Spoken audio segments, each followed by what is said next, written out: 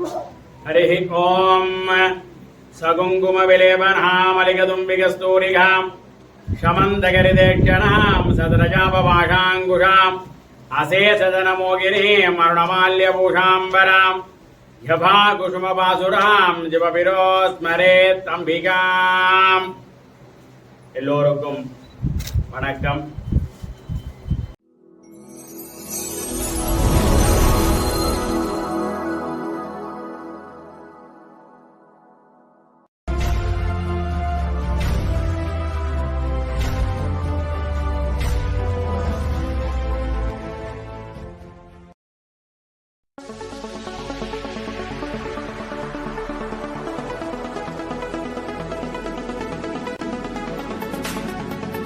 வரவேற்புரையை வழங்குவதற்காக ஜனாப் நசீர் ஐயா அவர்களை அன்போடு அழைக்கின்றேன். எல்லா புகழும் இறைவனுக்கு. கவிதாயினி கவிச்சுடர் கே. சுப்பிரமணியம் அவர்களின் 6வது நூலான இருதுருவங்கள் வெளியீட்டு விழாவில் என்னை வரவேற்புரை வழங்குவதற்கு அழைத்தமையிட்டு நான் பெரும் மகிழ்ச்சி அடைகின்றேன். இந்நிகழ்ச்சியில் தலைமை தாங்கும் திருகோணமலை தமிழ்ச்சங்க தலைவரும் சிரேஷ்ட உளவியலாளரும் ஓய்நிலை அதிபரும் ஆய்வாளரும் வித்தகர் கலாபூஷணம் நவரத்னம் என்று அழைக்கப்படும் திருமலை நவமையா அவர்களை இந்நேரத்தில் வரவேற்று மகிழ்ச்சி அடைகின்றேன். அத்தோடு இந்நிகழ்வில் முதன்மை அதிதியாக கலந்து கொண்டிருக்கின்ற முன்னாள் நகரபிதாவும் இந்நாள் மாநகர முதல்வரும் எனது வகுப்பு தோழனுமாகிய கந்தசாமி செல்வராஜா அவர்களை இன்முகத்துடன் வரவேற்கின்றேன். மேலும் சிறப்பு அதிதியாக கலந்து கொண்டிருக்கின்ற பேராதனை பல்கலைக்கழகத்தின் முன்னாள் பேராசிரியர் துரைமுருகன் ஐயா அவர்களை மனமகளுடன் வரவேற்கின்றேன். அத்தோடு தினகரன் நாளிதழ் மற்றும் தினகரன் வாரமஞ்சரி பத்திரிகையின் பிரதம ஆசிரியரான திரு செந்தில் வீரவர் அவர்களையும் அகமகிழ்ந்து வரவேற்கிறேன். விசேட கௌரவ அதிதியாக கலந்து கொண்டிருக்கின்ற காசிம் உமர் பவுண்டேஷன் நிறுவனரும் இலங்கை ஒளிபரப்பு கூட்டுத்தாபனத்தின் ஆலோசகரும் ஐடிஐ தொலைக்காட்சியின் ஆலோசகர் மற்றும் இலங்கை ரூபாவளி கூட்டுத்தாபனத்தின் பணிப்பாளர் சபையின் பணிப்பாளராகவும் ஒரு தொழில் அதிபராகவும் இலங்கை இந்திய சமூகத்தின் ஆயுட்கால உறுப்பினராகவும் அத்தோடு இன்னும் பல துறைகளில் மிளர்கின்ற ஜனாப் அல்ஹாஜ் காசிம் உமர் அவர்களை அகமகிழ்ந்து வரவேற்பதை நான் உலகாடியில் வழங்குகிறேன். மேலும் சிறப்பு அழைப்பாளராக கலந்து சிறப்பிக்கின்ற நீங்களும் எழுதலாம் கையெழுத்தின் ஆசிரியர் திரு தனபாலசிங்கம் அவர்களையும் பிரபல சட்டத்தரணி திருமதி ஐஸ்வர்யா பிரசாதனன் அவர்களையும் இது வருகை தந்திருக்கின்ற ஓய்வு நிலை கல்வி உதவி கல்வி பணிப்பாளர் குலாமணி குலேந்திரன் ஐயா அவர்களையும் வரவேற்பதில் மகிழ்ச்சி அடைகின்றேன். அத்துடன் ஆசி உரை வழங்குவதற்காக டாக்டரிடம் பேசிய போதும் அவர் வர முடியாத சூழ்நிலையில் நான் மகனை அனுப்புவேன் என்று கூறி அவருடைய புத்திரரான சங்கரையா அவர்களை அனுப்பிவிட்டும் அவர் வந்து ஆசிரியை வழங்கிய அவரை அறிவிக்கின்றேன். அறிமுக உரையை வழங்குவதற்காக பெயர் குறிக்கப்பட்டுள்ள ஓய்வுநிலை பிரதி அதிபர் ஜனாபா ஆர்யா சகாப் அவர்களையும் வரவேற்பதில் மகிழ்ச்சி அடைகின்றேன். அத்துடன்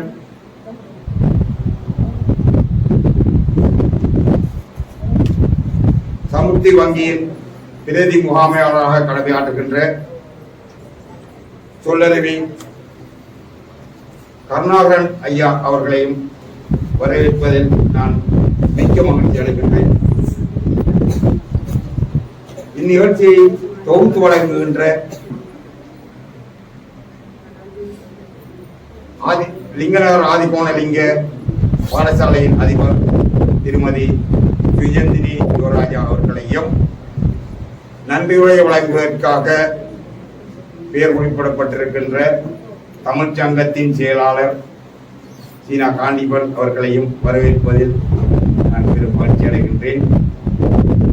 அத்தோடு நாம் இந்த நிகழ்வில் நூல்களை பெறுவோம், வாசிப்போம், பயனடைவோம், ஆக்கியோர்களை எழுத்தாளர்களை ஊக்குவிப்போம் என்று கூறி எனக்கு தந்த பணியை முடித்துக் கொண்டு உங்களிடம் வந்து விடைபெறுகின்றேன். வணக்கம். நசீவையா அவர்களுக்கு நன்றியை தெரிவித்துக் கொண்டு திருவண்ணாமலை ஸ்ரீ பத்ரகாளி அம்பாள் தேவஸ்தானம் சங்கர் ஐயா அவர்களால் ஆசியுரை வழங்கப்படும். ஹரி ஓம் சகுங்கும விலேபனாமலிகதும்பிகஸ்தூரிகாம் ஷமந்தகரிதேட்சணாம் சதரஜாபபாஷாங்குஷாம் அசேசதனமோகினீம் அருணமால்யபூஷாம்பராம் யபா குசுமபாசுராம் ஜபபிரோஸ்மரேத் அம்பிகாம். எல்லோருக்கும் வணக்கம். இன்றைய தினம் திருகோணமலை மாவட்டத்திலே இந்த இரு துருவங்கள் என்கின்ற இந்த கவிதை நூலை வெளியிடுவதிலே எல்லோரும் பெருமகிழ்ச்சி அடைகின்றோம். எமது மாவட்டத்திலே தமிழும் தமிழோடு சேர்ந்த வாழ்வும் புராண காலம் தொட்டு பின்னி பிணைந்து வருகின்றது. அவ்வாறான தொன்மையும் நீண்ட பெரிய வரலாறும் பண்பாட்டு விழுமியங்களும் கொண்ட எங்களுடைய இந்த தமிழ் மொழியை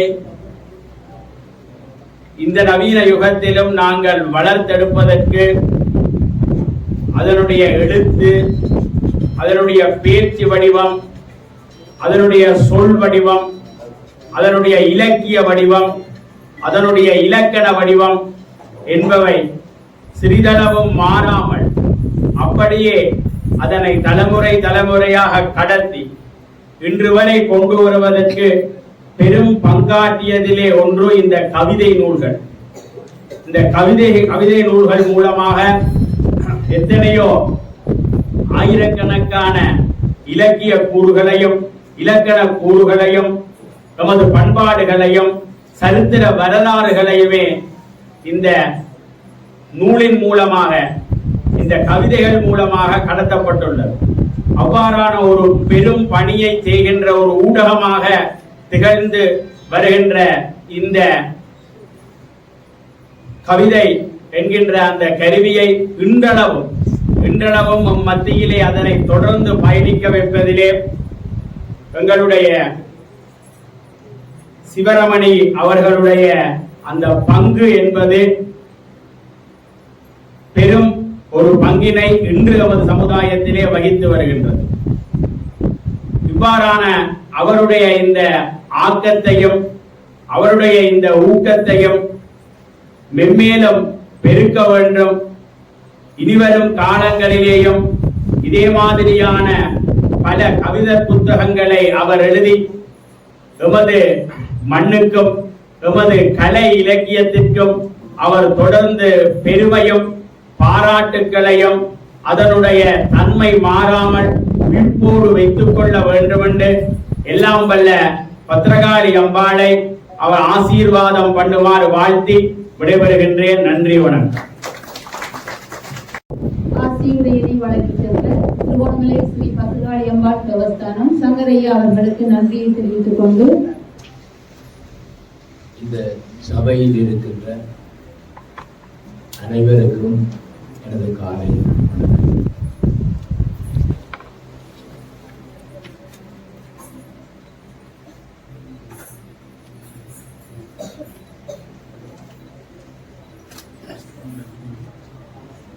கார்கால மேகங்கள் கலைந்தோடும் ஒரு கார்த்திகை மாதமாக இந்த மாதம் இருக்கின்றது. கடும் பனியும் நெடும் குளிரும் ஒன்றோடு ஒன்று மோதுகின்ற இந்த பொழுதில் சூரியனும் மேகங்களும் சுழன்றாடுகின்ற இந்த நேரத்தில் நாங்கள் ஒரு நூல் வெளியீட்டுக்காக ஒன்று கூடியிருக்கின்றோம். திருகோணமலை தமிழ் சங்கத்தின் ஏற்பாட்டில் அகரம் மக்கள் கலைக்கூடத்தினுடைய அனுசரணையோடு கவிதாயினி கவிச்சுடர் சிவரமணியினுடைய இரு துருவங்கள் என்று சொல்லப்படுகின்ற கவிதை நூலின் வெளியீட்டு விழா இப்பொழுது நடைபெற்றுக் கொண்டிருக்கிறது. இந்த நிகழ்வுக்கு முதன்மை விருந்தினராக வருகை தந்து கௌரவப்படுத்திக் கொண்டிருக்கின்ற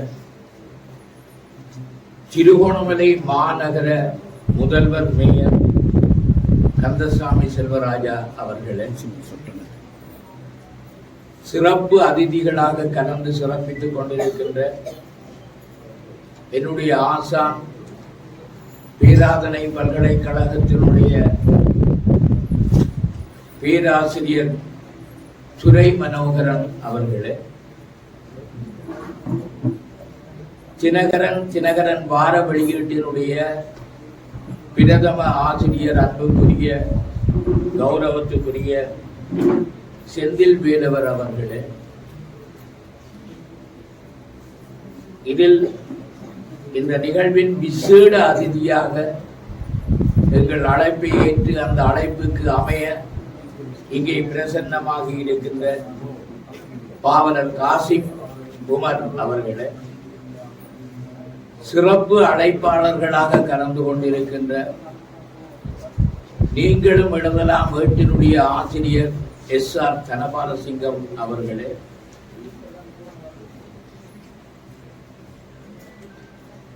சட்டத்தரணி தங்கச்சி ஐஸ்வர்யா பிரசாதனன் அவர்களே,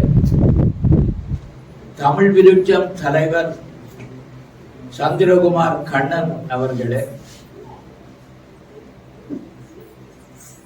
ஓய்வு நிலை உதவி கல்வி பணிப்பாளர் ஒப்பில்லாமணி குலேந்தன் அவர்களே, அன்பின் பாதையினுடைய தலைவர் தம்பி கனகதீபகாந்தன் அவர்களே, எல்லோருக்கும் எனது அன்பான வணக்கத்தையும் வாழ்த்துக்களையும் கூறிக்கொள்கின்றேன். இந்த நிகழ்வில் உரை நிகழ்த்த இருக்கின்ற வரவேற்புரையை நிகழ்த்த இருக்கின்ற தம்பி MSM நசீர் அவர்களே,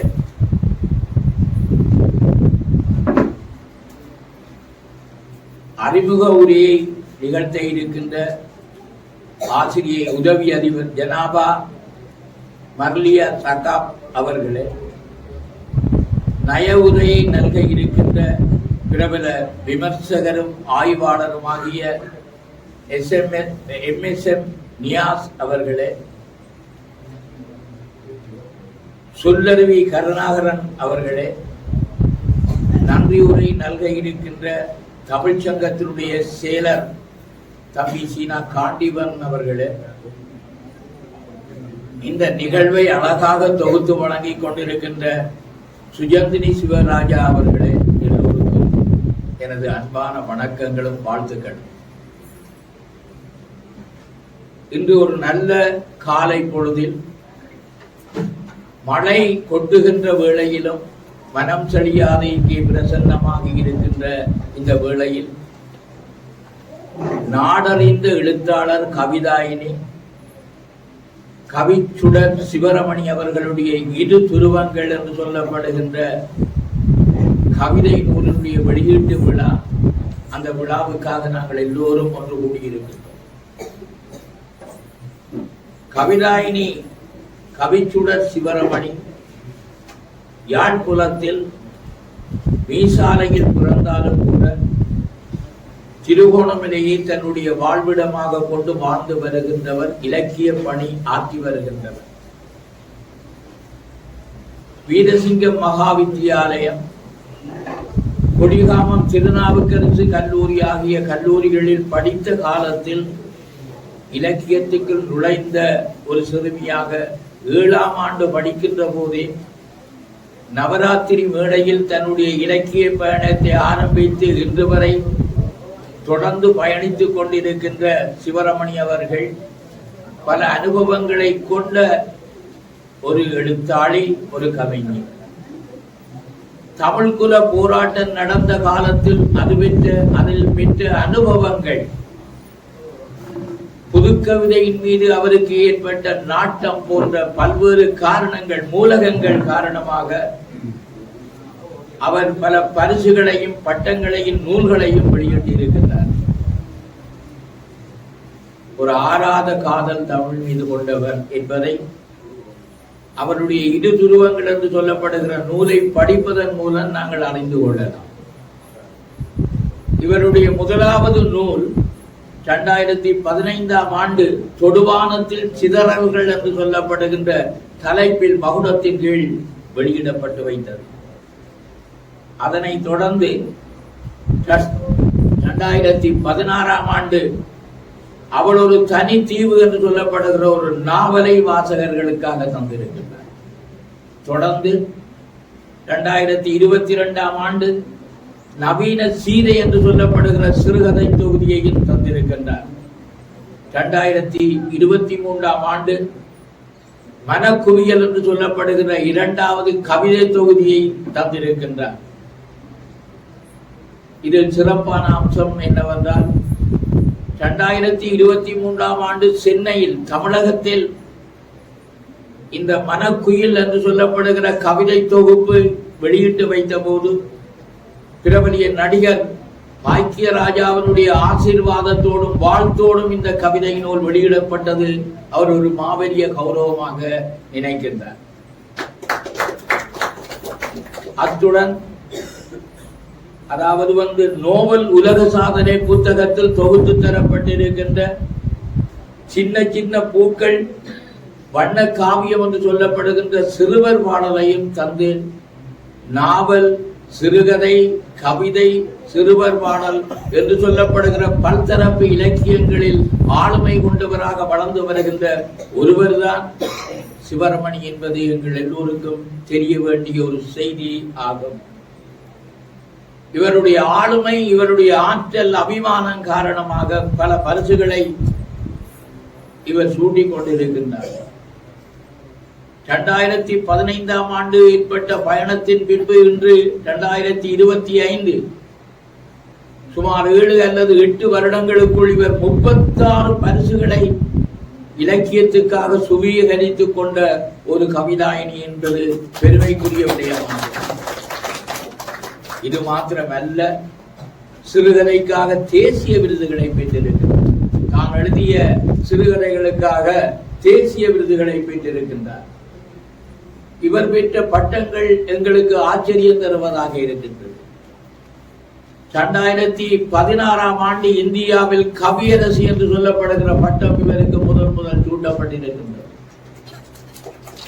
அதனைத் தொடர்ந்து 2017ஆம் ஆண்டு கவி வித்தகர், அதே மாதிரி கவி சிகரம், கவி திலகம், ஈழக்குயில் என்று சொல்லப்படுகின்ற பட்டங்களை 2017ஆம் ஆண்டும் 2018ஆம் ஆண்டு அடுத்த வருடம் கவிக்கோ என்று சொல்லப்படுகின்ற பட்டத்தையும் தமிழ் ஆர்வலர் என்று சொல்லப்படுகின்ற பட்டத்தையும், கவிச்சிகரம் என்று சொல்லப்படுகின்ற பட்டத்தையும், கவின் கலை என்று சொல்லப்படுகின்ற பட்டத்தையும் இவர் பெற்றிருக்கின்றார். இது ஒரு சிறப்பான அம்சம், பாராட்டக்கூடிய வேண்டிய ஒரு விஷயம் ஆகும். 2019 ஆண்டுக்கு ஒரு உயரிய பட்டமாக தமிழ் கவி சுடர் என்று சொல்லப்படுகிற பட்டம் இவருக்கு சூட்டப்பட்டிருக்கின்றது. அதே போல 2021 ஆண்டு சாதனை மகளிர் விருது இவருக்கு வழங்கி இவர் கௌரவப்படுத்தப்பட்டிருக்கின்றார். கிழக்கு மாகாணத்தின் உடைய இளங்கலைஞர் விருது 2022 ஆண்டு வழங்கி இவர் கௌரவப்படுத்தப்பட்டிருக்கின்றார். கண்டியில் நடந்த ஒரு மாபெரிய இலக்கிய விழாவில் கீர்த்தி ஸ்ரீ ராஜசிங்கன் என்று சொல்லப்படுகின்ற மன்னனுடைய பேரால் கீர்த்தி விக்கிரம கீர்த்தி என்று சொல்லப்படுகிற உன்னதமான பட்டம் இவருக்கு வழங்கப்பட்டு கௌரவிக்கப்பட்டது. இத்தகைய ஒருவருடைய இரு துருவங்கள் என்று சொல்லப்படுகின்ற இந்த நூல் சம்பந்தமாகவும், இந்த சபையினுடைய இந்த நிகழ்வினுடைய தலைவர் என்று சொல்லப்படுகிற வகையில் மிக சுருக்கமாக 2 வார்த்தைகளை கூறி உங்களிடமிருந்து நான் விடைபெறலாம் என்று நினைக்கின்றேன். ஏனென்று சொன்னால் நய உரை, விளக்க உரை, அறிமுக உரை என்று சொல்லப்படுகின்ற பல்வேறு வகையான விதமான உரைகளை நிகழ்த்துவதற்காக இங்கே விற்பனர்கள், இலக்கிய விற்பனர்கள் காத்துக் கொண்டிருக்கின்றனர். இப்பொழுது நோபல் உலக சாதனை புத்தகத்தில் இருந்து தொகுத்து தரப்பட்ட இந்த இரு துருவங்கள் என்று சொல்லப்படுகின்ற இந்த நூல் 2 விடயங்களை உள்ளடக்கியதாக வெளியிடப்பட்டிருக்கின்றன. ஒன்று, புது கவிதை என்று சொல்லப்படுகின்ற 51 பாடல்கள் இங்கே தொகுத்து தரப்பட்டிருக்கின்றன. இந்த நூல் மறுபுறம், அதாவது மறுபுறம் பார்ப்போமாக இருந்தால் கிடாமிய கவிதைகள் என்று சொல்லப்படுகின்ற அழகான வண்ண வண்ணமான கற்பனை நிறைந்த சிறிந்த கவிதைகள் 100 கவிதைகள் இந்த நூலில் தொகுத்து தரப்பட்டிருக்கின்றது. புது கவிதை என்பது எங்களுக்கு தெரியும். 1970 ஆண்டு வானம்பாடிகளால பாரதியார், தர்மசுராமு, செல்லப்பு போன்றவர்கள், செல்லப்பா போன்றவர்களால் உருவாக்கி கொண்டு வரப்பட்டாலும் 1970 ஆண்டு வானம்பாடிகளால விருட்சமிட்டு வளரத் தொடங்கிய இந்த புது கவிதை இன்று பாரிய அளவில் உலகமெல்லாம் வியாபித்திருக்கின்றதை நாங்கள் காணுகின்றோம். எனக்கு நன்றாக ஞாபகம் இருக்கின்றது, 1970 ஆண்டு வானம்பாடிகள் வெளிவந்த போது நாங்கள் புது கவிதை என்று சொல்லப்படுகின்ற இந்த கவிதைக்காக நாங்கள் எல்லோரும் கை நீட்டி வரவேற்றோம். அப்பொழுது ஒரு ஞாபகம் எனக்கு இருக்கின்றது, புது கவிதையை முழுக்க முழுக்க வரவேற்ற சஞ்சிகை பத்திரிகை என்றால் அது தினகரன் பத்திரிகை ஆகும். தினகரன் பத்திரிகை தான் மிக ஆரோக்கியமாக புது கவிதை என்று சொல்லப்படுகின்ற அந்த வடிவத்தை புலவர்கள், பண்டிதர்கள், காவலர்கள் எதிர்த்த காலத்தில் கை நீட்டி வரவேற்றது மாத்திரமில்லை, பல பேருடைய கவிதைகளை பிரசுரித்து அதற்கு ஒரு ஆரோக்கியமான வழியை காட்டினார்கள்.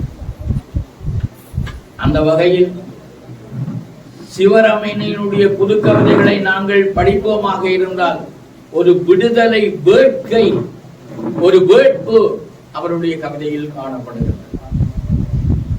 பெண்ணிய உரிமைகள் சம்பந்தமாக நிறையவே இந்த கவிதையில் பேசி இருக்கின்றார். ஆங்காங்கு பேசி இருக்கின்றார், இடைக்கிடை பேசி இருக்கின்றார். உதாரணமாக, அதாவது நான் ஏற்கனவே சொன்ன போல விடுதலை வேட்கை என்று சொல்லப்படுகின்ற அந்த வேணுமை மிக்க கவிதைகளை பாடுவதில் ஒரு அதிசிறந்த கவிதாயினியாக காணப்படுகிறார் என்பதற்கு பாரதிதாசன் பாடியதை போல இவருடைய பாடல் இன்னும் என்னடா தூக்கம், இன்னும் ஏனடா தூக்கம், இரவல் வாழ்க்கை போதுமடா. அருமையான வரிகள். இரவல் வாழ்க்கை போதுமடா, உனக்கென்று நாடு உண்டா கேட்கின்றார். இல்லை, எங்களுக்கு தெரியும். உரிமைக்கான வழி உண்டா என்று கேட்கின்றார். அடுத்த வரியில் அவர் போடுகின்றார், அதற்கு பதில் தருகின்றார். அப்படி அதாவது பாரதிதாசனை போலவே பொறுத்தது போதும் பொங்கி எழு மகனே, பொறுத்தது போதும் பொங்கி மழுகனே, தமிழனை அழைக்கின்றாள் வந்துவிடு, சோதனை எல்லாம் சாதனை தான். சோதனைகளில் இருந்துதான் சாதனை. சோதனை இல்லாவிட்டால் சாதனையை செய்ய முடியாது. வீறு கொண்டே எழு ஒரு தமிழா என்று சொல்ல அழைக்கின்றார். இன்னொரு சிலத்தில் அந்த போருக்கான நியாயத்தையும் காரணத்தையும் மூலத்தையும் சொல்ல வருகின்ற கவிதாயினி சிவரமணி அவர்கள், குருஷேத்திர போர் நிகழ்ந்தது உங்களுக்கு தெரியும். குருஷேத்திர போர் சென்றது தர்மத்துக்காக. பாண்டவர்கள் கௌரவர்கள் என்று சொல்லப்படுகின்றவர்களுக்கு இடையே நடந்த இந்த போர் சம்பந்தமாக உங்கள் எல்லோருக்குமே நன்றாக தெரியும். இந்த போர் ஒரு தர்மத்தை நிலைநாட்டுவதற்காக, ஒரு பஞ்ச தர்மத்தை நிலைநாட்டுவதற்காக நடத்தப்பட்ட போர். ஆனால் நாங்கள் நடத்திய போர் உறுதியாராகியது, எமது விடுதலைக்காக அதுவும் வீணாகியது. 30 வருட வாழ்க்கையில் அல்லது 30 வருட போராட்டத்தில் நாங்கள் எதை கண்டோம், எதை கழித்தோம், எதை பெற்றோம் என்று சொல்லப்படுகின்ற வினா எங்களுக்குள்ளே பூதாகரமாக வந்திருக்கின்றது. அதுவும் வீணாகியது. அந்த விடுதலைக்காக நாங்கள் போராடிய போர் அதுவும் வீணாகியது. துரோகத்தனத்தினால் தான் அது வீணாகியது என்று சொல்லுகின்றார். அச்சத்தில் வாழ்வது என்று உயிருக்காக என்று முடிவு சொல்லுகின்றார். பெண்ணியத்தின் மீதும் பெண்ணினத்தின் மீதும் கருணையும் காருண்யமும் கொண்ட சிவரமணி அவர்கள் பெண்ணியத்தை முழுதாக அவர் ஆதரிக்கவில்லை. ஒரு விமர்சன ரீதியாக பெண்ணியத்தை இவர் இவ்வாறு சொல்லுகின்றார். எவ்வாறென்றால், மாற்றம் வேண்டும் என பாரதி சொன்னான். உங்கள் எல்லோருக்கும் தெரியும், புதுமை பெண் என்று சொல்லப்படுகின்றதுல தமிழ்நாடு படுவதும் கைகொட்ட கும்மியடி, நம்மை பிடித்த பிசாசுகள் போயின நன்மை கண்டோம் என்று பெண்ணியடி என்று சொல்லப்படுகின்ற புதுமை பெண்ணை கொண்டு வர பாரதி சொன்னான். மாற்றம் வேண்டும் என பாரதி சொன்னது மாக்கள் சிலருக்கு புரியவில்லை. மாக்கள் என்று சொல்லுகிறார் சில பெண்களை, விளங்காத, விவரிக்க தெரியாத, புரியாது. அந்த மாக்கள் சிலருக்கு புரியவில்லை. மாறாக கண்ணியமிழந்து களங்கமாகி மாறியது மாறியது பெண்மணிகள். நாகரீக போர்வையில் என்ன செய்கின்றீர்கள் என்றால் திட்டுகின்றார், விமர்சிக்கின்றார்.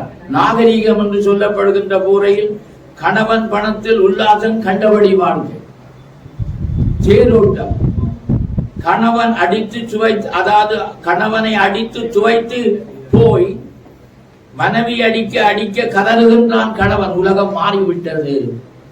எனக்கு இப்பொழுது ஒரு 50 வருடத்துக்கு முதல் ஒரு பாடலை நான் கேட்டிருக்கிறேன். காலம் மாறி போச்சு, அகப்பை கையில் கணவன் கையில் ஆட்சி என்று சொல்லப்படுகின்ற இந்த பாடல் தான் எனக்கு இந்த வரியை படித்த போது எனக்கு ஞாபகத்துக்கு வந்தது.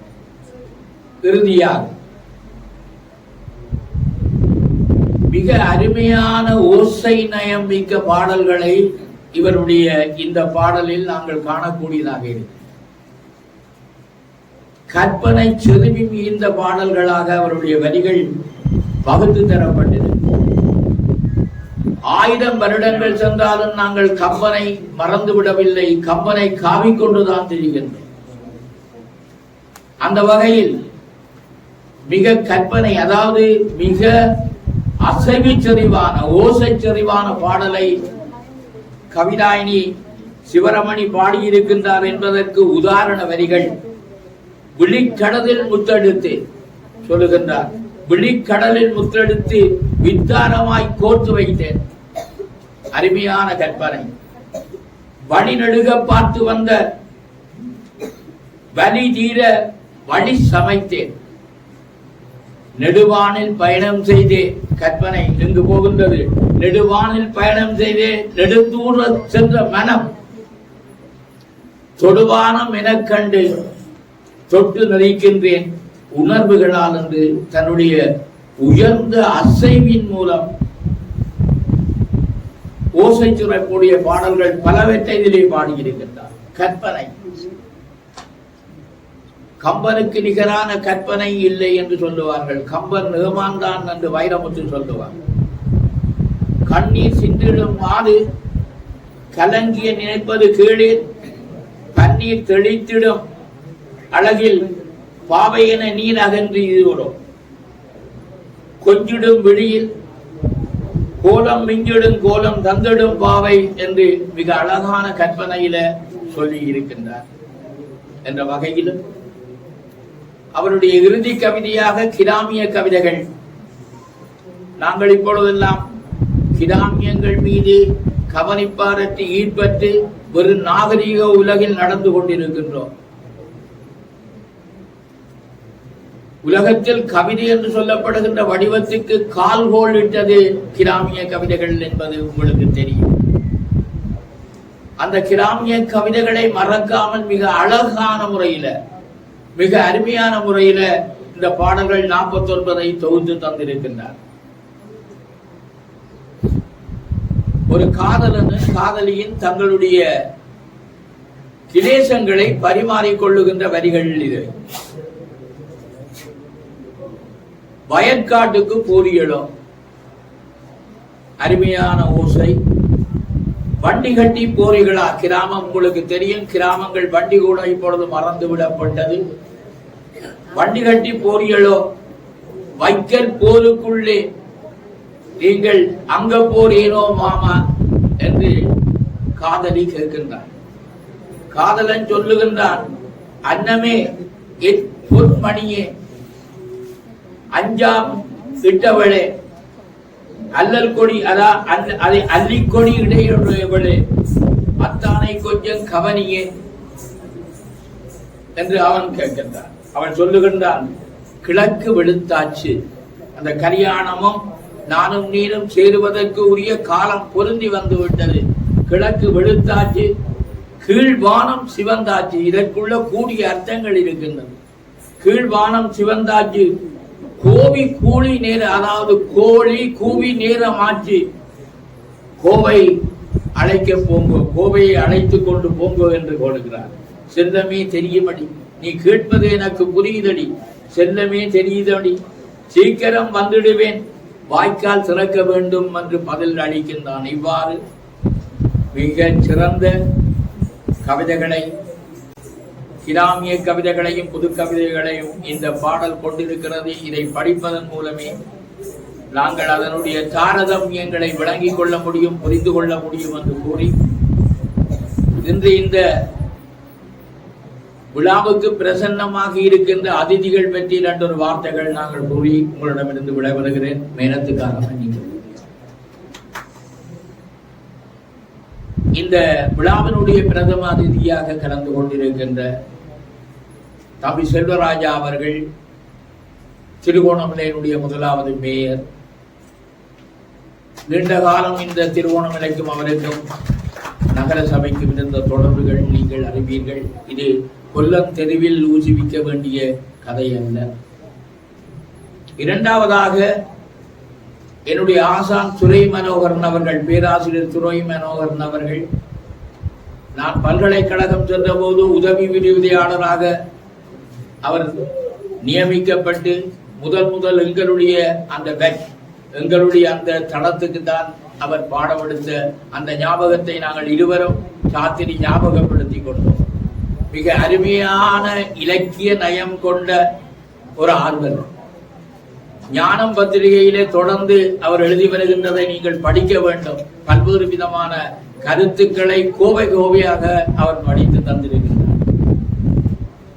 அடுத்ததாக மிக அன்புக்கும் பாசத்துக்கும் கௌரவத்துக்கும் உரிய தினகரன் வார வெளியீட்டினுடைய ஆசிரியர் செந்தில் வேலவர் அவர்கள். நான் சுமார் 40 வருடங்கள் இந்த ஊடகத்துறையில் இருக்கின்றேன். கிட்டத்தட்ட 1980ஆம் ஆண்டு தொடக்கம் மாகாண சபை ஆரம்பித்த காலத்தில் இருந்து தினபதி, சிந்தாமணி, ஈழநாடு, சுடரொளி என்று சொல்லப்படுகிற பத்திரிகைகள் எல்லாத்தையும் இருக்கின்றேன். பல ஆசிரியர்களை நான் சந்தித்திருக்கிறேன், பழகி இருக்கிறேன். நான் நினைத்து பெருமைப்படுகிற ஒரே ஒரு ஆசிரியர் SD சிவநாயகம் அவர்கள். நான் ஒரு நல்ல செய்தியை அனுப்பினால், அப்பொழுது தொலைபேசி வசதிகள் இல்லாத ஒரு காலத்தில் என்ன செய்வார் என்றால், நாங்கள் தொலைபேசியில் இல்லாத செய்தியை சொல்ல போனால் அந்த தொலைபேசி எடுக்கின்றவரை சொல்லுவார், நவம் என்று சொல்லப்படுகிறவரை என்னோட கதைக்கு சொல்லுங்கள். கதைக்க சொல்லி போட்டு அந்த செய்தி பற்றி சொல்லுவார். நவம் இந்த செய்தியை அழகாக எழுதியிருக்கிறேன். நான் இந்த மாகாண சபையினுடைய செய்திகளை மாகாண சபை நடக்கின்ற போது தொடர்ந்து எழுதுவேன். அழகாக எழுதியிருக்கிறேன். இன்னும் எழுதுங்கள் என்று தருகின்ற ஆர்வம் மிக ஆர்வமாக இருக்கும். அத்தகைய ஒரு ஆசிரியருக்கு பின்னால நான் இன்று காணுகின்ற ஒரு நல்ல பத்திரிகை ஆசிரியர் என்றால் அது செந்தில் வேலவன். நான் அண்மையில் ஒரு பரிசுக்காக அவருடைய காரியாலயத்துக்கு சென்றேன். எனக்கு ஒரு சின்ன பரிசு கிடைத்திருந்தது. அந்த பரிசு எடுப்பதற்காக சென்றிருந்த போது அவர் என்னை வரவேற்ற விதமும் உபசரித்த விதமும் புலாங்கிதமாக இருந்தது.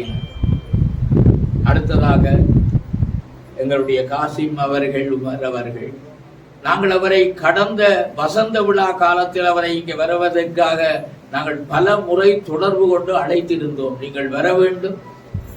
இந்த தேசத்தில் நான் நினைக்கிறேன் சங்க காலம், தங்கம் மருவிய காலம், பல்லவர் காலம், விஜயநகர நாயக்கர் காலம், ஐரோப்பியர் காலம் என்று சொல்லப்படுகிற காலங்கள் எல்லாவற்றுக்கும் அப்பா இந்த கவிஞர்களுக்கும் எழுத்தாளர்களுக்கும் ஆதரவு நல்கின்ற ஒரு உயர்ந்த ஒரு தர்மவான் என்றால் அவர்தான். அவரை நான் நின்றுதான் நேரம் முதல் தந்திருக்கிறேன். ஆகவே தமிழ்ச்சங்கத்தின் சார்பில் அவரை அன்போடு வரவேற்று, பணிவோடு வரவேற்று, சந்தோஷத்தோடு வரவேற்று உங்களிடம் வந்து விடைபெற்றுக் கொள்கிறேன். நன்றி, வணக்கம். தலைமை உரையினை வழங்கி சென்ற திருகோணமலை தமிழ்ச்சங்கத்தின் தலைவர் திருமலை நவமணி அவர்களுக்கு நன்றியை தெரிவித்துக் கொண்டு அடுத்து வரவேற்பு நடனத்தை வழங்கி சென்ற மாணவிகளுக்கான பரிசுகள் வழங்கும் நிகழ்வு